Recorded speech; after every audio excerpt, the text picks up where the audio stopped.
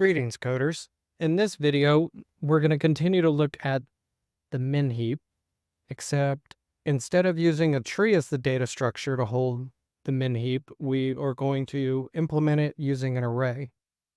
We can implement the heap using an array instead of linking.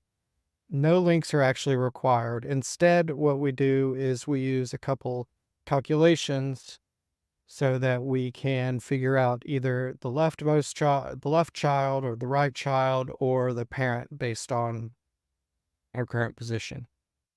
So looking at this example, the nodes are numbered top down, left to right, and the nodes start at 1. This makes it so that this calculation works out correctly, the current calculation that we're using.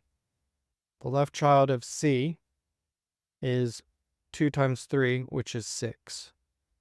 F. The right child is 2 times 3 plus 1, which is 7. To get the parent of 3, we divide it by 2 and then truncate it. So we get 1.5 and we end up with 1. Similarly, for the last element here, if we divide it by 2, we get 3.5. We truncate it, we end up with 3. That's it for this video.